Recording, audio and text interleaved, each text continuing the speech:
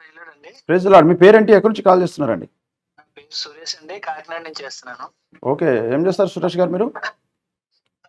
నేను జాబ్ చేస్తానండి. బాలయ్య గారు, కాశీ బాలయ్య గారు చర్చ్ మెంబర్ని. మంచిది. ఓకే. ఆఫీసర్ ఉన్నారు, మీ ప్రశ్న ఏంటి అడగండి.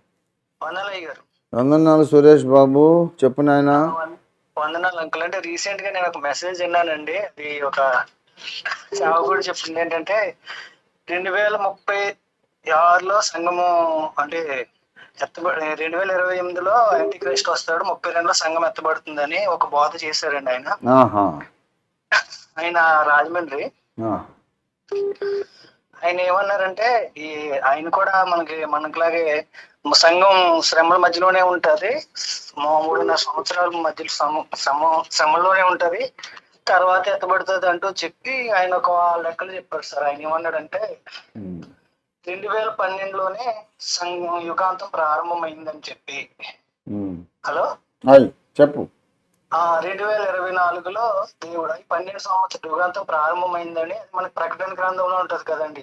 అదే సంవత్సరం, అదే నెల, అదే రోజు, అదే సమయం అనేది 12 అనేది ఆ లెక్కలు చెప్పి 2024 వరకు దేవుడు తన దాసును ముద్రిస్తూ ఉన్నాడు. కాబట్టి సంఘం 2012లో యుగాంతం ప్రారంభమైన ముద్రిస్తూ ఉన్నాడు. కాబట్టి దేవుడు ఆలస్యం చేశాడు. 2036కు మళ్ళొక 12కి భూమి అంతమవుతుంది అని చెప్పి చెప్పారు సార్ ఆయన. అయితే అది మనమైతే లేఖనాల ప్రకారం చూస్తున్నాం కదండి. ఆయన ఏమన్నారంటే సంఖ్యా విలువలు కట్టారు సార్. అంటే కంప్యూటర్ రెవల్యూషన్ XP వచ్చింది అప్పుడే కదండి 2000లో, విండోస్ XP. ఆయన ఏమంటే కంప్యూటర్ కూడా 666 ముద్ర ఉంది. ఇదే ముద్ర సంఖ్య అంటే ఆయన కాలిక్యులేట్ చేసి 666 ముద్ర అంటే కంప్యూటర్ కి అని పెట్టి ఇలా చెప్పాడు సార్. అది అయితే మనమైతే వన్ గవర్నమెంట్ ఏర్పడాలి, 3.5 సంవత్సరాలు, అలాగే ఈ ఏక ప్రభుత్వం రావాలి అనేది మనము లేఖనాలు బట్టి వెళ్తాం కదండి.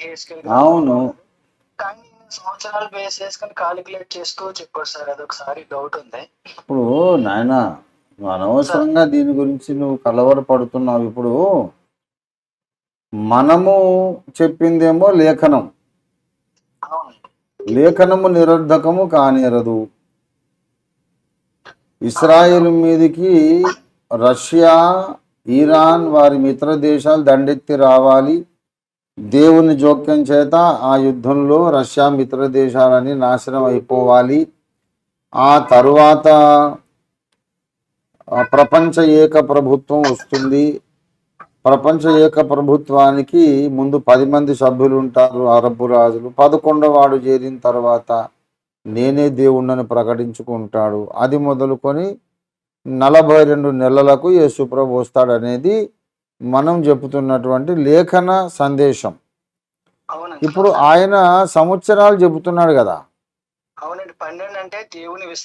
అవన్నీ మనకు అనవసరం. ఇప్పుడు ఒక మాట బేట, ఒకసారి మాట వినండి.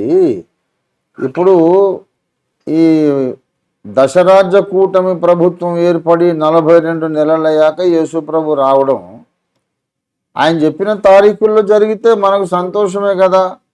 ఎప్పటికైనా ఆ తారీఖులు ఆయన చెప్పినటువంటి ఆ నంబర్ల లెక్కలు ఏదైనా తప్పిపోయే అవకాశం ఉంది. కానీ ఈ దశరాజ్య కూటమి ప్రభుత్వం రావడం, దాని నాయకుడు నేనే దేవుణ్ణని చెప్పుకోవడం, ఇది మాత్రం తప్పిపోదు కదా. కనుక ఆయన మానవ జ్ఞానంతో ఆయనకు అర్థమైంది ఏదో చెబుతున్నాడు.